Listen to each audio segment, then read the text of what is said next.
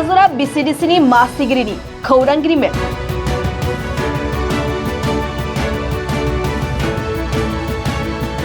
थांनाय 30 मार्च सानखालि इउपिपिएलनिफ्राय BPF दोलोआव जयनिं जादों होननाया नंखाय।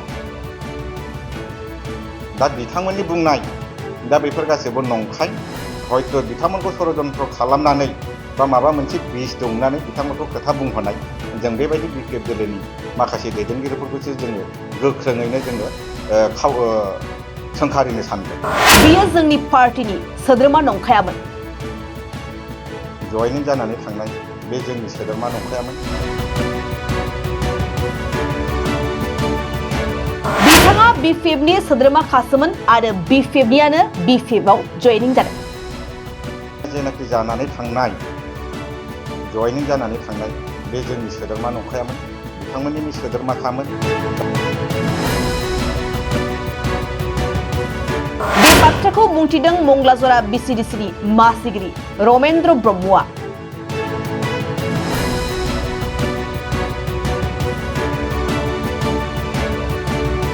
मख'नाय जायोदि थांनाय सानखालि सासे आइजोआ इउपिपिएलनिफ्राय जेबो अनसुंथाइ आरो खाबु मोनैनि थाखाय इउपिपिएल नागारनानै BPFआव हाबफैदों होननानै गाबै गाबै खौरां बिजोंनि गेजेराव बुंथिदोंमोन।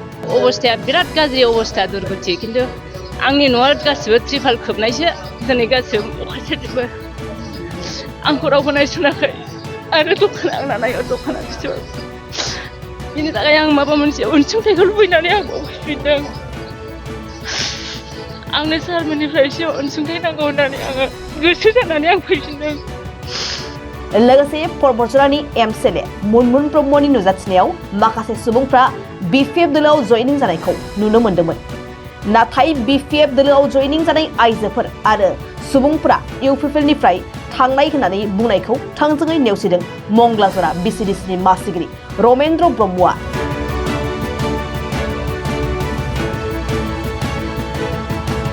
बिथां मासिगिरिया सिगांनि BPF दैदेननाय BTC सरकार आरो आथिखालनि परबतजरा बियाबनि MCLA मुनमुन ब्रह्मनि सायाव परबतजरा ओनसोलाव जेबो जौगानाय खामानि मावैखौ लानानै गोख्रों नोजोर सोंखारिदों।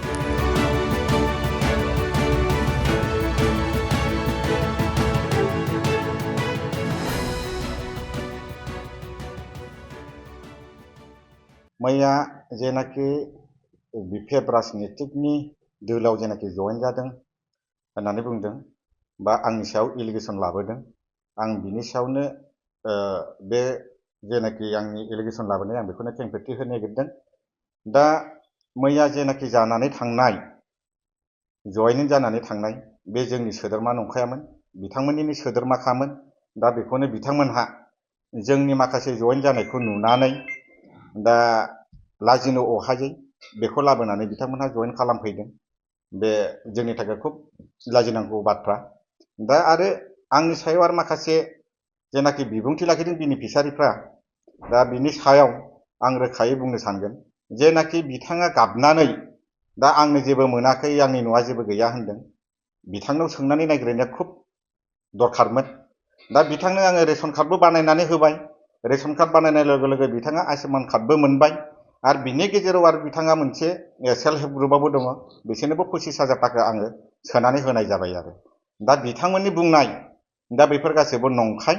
हयथ' बिथांमोनखौ षड़यन्त्र खालामनानै बा माबा मोनसे बिस दंनानै बिथांमोनखौ खोथा बुंहोनाय जों बेबायदि BPF दोलोनि माखासे दैदेनगिरिफोरखौसो जोङो गोख्रोङैनो जोङो सोंखारिनो सानदों। दा बिथांमोनहा मा बिस दौदों BPF दोलोआ बा मा दंनानै गावसोरखौ खोथा बुंहोदों, बिथांमोनहा गावसोरनि सायावनो जेबो मोनथिया। दा बेनि थाखाय खुब लाजिनांगौ बाथ्रा बियो। दा जोङो बुंदों जोङो गासैनोबो होनाय आरो जेनाखि गावसिनि दोलोआव माखासे सेल्फ हेल्प ग्रुप फैनाय बिसोरो 25,000 करि मोननाय दङ, बिथांमोनहा बिसिनावबो सोंनो हागौमोन। आरो जेनाखि बिथांमोनहा जोंनि सायाव बेनिफिसारिया न' होआखै, जों जेबो मोनाखै होनदों, बिथाङानो आंनाव सोंहरनानै न'खौ बारायनानै लुनाय जादों। दा जों बाहायबो बारायहोनाय जादों आरो बिथाङा। दा जेसेबांनाखि आंनि जेनाखि सरकार बा जोंनि प्रमद बर' सारनि दैदेननाय सरकाराव दिनै आखरे आखरे जोङो गासिबो मावफुंजोबगासिनो दङ। दा बिथांमोना बैखौ नुनानैनो सोमखिखांनानै दिनै मुनमुन बायद'आ दिनै प्रमद बर' सारा थगायसुला मा सुला होननाय बिथाङा बुंदों। दा बिथाङा गावनो थगायसुला दिनै मोनसेबो खामानि मावनानै देखायनो हायाखै। जेखि गामियाव थाङा मानो दिनै इउपिपिएलनि सिम्बल नुजोबगोन। अबेबा लेट्रिन मावनाय, अबेबा न'फोरखौ मोजाङैनो मावफुंनानै होनाय, लामा सामा हयथ' बिथांमोना बै लामाजों फैनायखौ नुनानै लाजिनो अहायै गावसोरनि जेनाखि मावनायफोरखौ आसि थुनानै रायजो राजाफ्राबो खोन्थानो हानाय नङा। जोंनि इउपिपिएल सरखार मावनायखौ रायजो राजाफ्रा नुनानै दिनैहाय जोंजों खौसेथि जाबोदों आरो मोजां मोननानै जोंखौ आदर्शयैनो बजबनानै लादों। बेनि थाखाय दाखालि 29 तारिखआव दोलो नगरैनो बिपिएफ वार्कारफ्रा जोंजों जगदान जाफैदों। दा बिथांमोनहा बेखौ नुनानैनो दिनै गावसोरनि दोलोनि मानसिखाखौनो लाबोनानै दा जयनिं खालामफैनायाबो खुब लाजिनांगौ बाथ्रा। दिनै थगायसुलाया सोर? दिनै मोनसे मंलाजरा बिसिडिसिआव न' लुदों, 17 बोसोर जानानै थांबाय, बिथाङा दिनैसिम लुफुंनानै होनो हायाखै। अब्ला थगायसुलाया सोर जाखो? दा बिथाङा बेखौ साननायासो गोगोम साननांगौ लक्ष्य फैबाय आरो। दिनै लामा सामाखौ जों बानायनानै होबाय। दिनै आं मडेल भिलेज खालामनानै होदों 4 गामि। बाहाय दिनै सेल्फ हेल्प ग्रुप 12टा सेल्फ हेल्प ग्रुपनो आं दिनै माखासे जेनाखि मोननांगौ बिथांमोननो आं होनाय जादों। दिनै अरुणोदया मोनाखै, सेल्फ हेल्प ग्रुपनो फैसा होनो हायाखै। उदालगुरिनिफ्राय परबतझारसिम लाबोनानै आइजोफोरनि संसार जानायखौ लेथेर फेथेर खालामदों होननानै बुंदों जोंनि मनमोन बायद'आ। खिन्थु बिथाङानो खालामदों। दिनै आंनि मंलाजरा बिसिडिसिआव आङो दिनै 16टा सेल्फ हेल्प ग्रुपनो आङो 25,000 खरि होबाय। दा आरो 12टा 4 मडेल भिलेजाव आं 12टा सेल्फ हेल्प ग्रुपनो होबाय आरो पिक मिशन 2 सेल्फ हेल्प ग्रुपनो होनाय जाबाय आरो मोनसे मेसिनबो होनाय जाबाय आरो। अब्ला बिथाङा घरे घरे प्रत्येकटा गामियाव जों रायजोफोरनाव सोंहैनो हागोन। जों खुनु जाति भेद खालामा जासे राभाफोरनो होदों, गार'फोरनो होदों, आदिबासिफोरनो होदों। दा बिथांमोनहा आन्दायदों। दिनै बिथांमोना नंखायखौनो नंगौ खालामनानै दिनै जाथारै मानसिफोरखौ बिस दौनानै मिडियानि गेजेराव बिथांमोनहा खोथा बुंहोदों। दिनै सासे गार' कमिउनिटिनि मानसिया बुंदों इउपिपिएलआलाय जाहैदों 60 बोसोर जाबाय होनबाय। बेफोर नंखाय। इउपिपिएलआ दिनैसिमाव खय बोसोर जाखो बा बिपिएफआ दिनै खय बोसोर जाखो बिथांमोनहासो बुजिनांगौमोन। दा दिनै जोंनि इउपिपिएलआ जोङो 4 बोसोर जों रानिं जाबाय।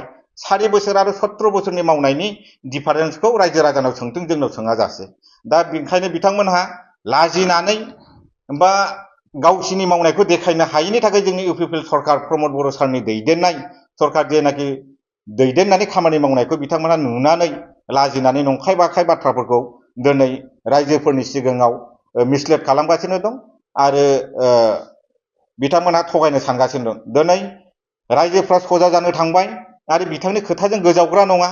दिनै बिथाङा मंलाजरा बिसिडिसि आन्दाराव 100टाबो भट मोनगोन ना मोना आं बेखौबो गेरेन्टि होनो हाया बिथांनो। दा दिनै गासैबो जोंजों फैजोब्बाय, जों होगोन।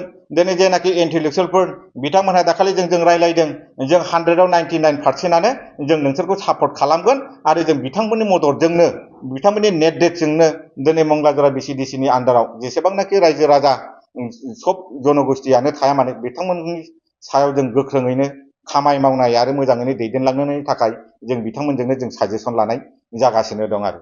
दा ओंखायनो बे मैयानि जेनाखि बुंनाय जेनाखि बिथांमोनहा बुंदोंमोन, दा बिथांमोननि सायाव जेनाखि आं खेंफोरथि होनाय बारा बुंनांगौ दरखार गैया।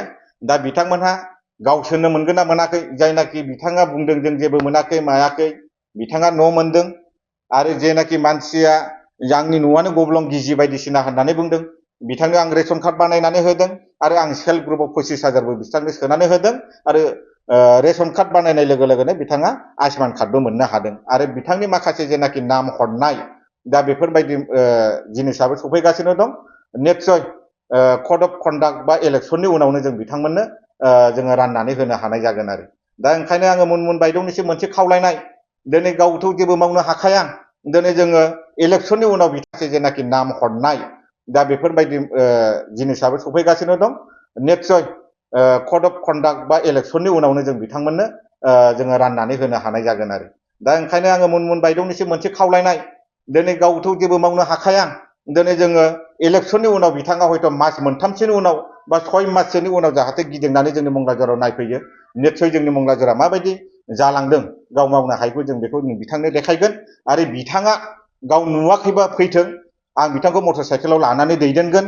जोंनि इउपिपिएल सरकारा मा मावदों आं आसि दिन्थिनानै देखायगोन।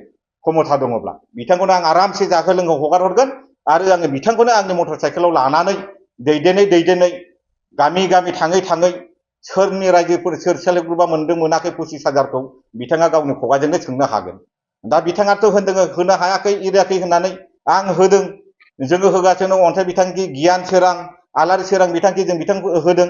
दिनै मैया टिपकाइनिफ्राय मंगलाजरासिम फैनाय हाजरा गामियाव नुबोदों बे मन्दिरनि जे जाखि गावसोरजोंनो थाथाबनानै मावनाय मंगलाजरा ब्रह्म मन्दिराव 2 लाख जोङो होदों आलारि सोरां बिथांखि बिथांमोनहा बैफोरखौ नुनानै आरो खोनानानै सोमखिखांनानै बिथांमोननि खुगायाव जेबो बुंनो लामा गैयैखाय जथे मथे मानसिखौनो बिसोरनो बिस दौनानै जानला मोनला खोथा बुंहोनाय जादों।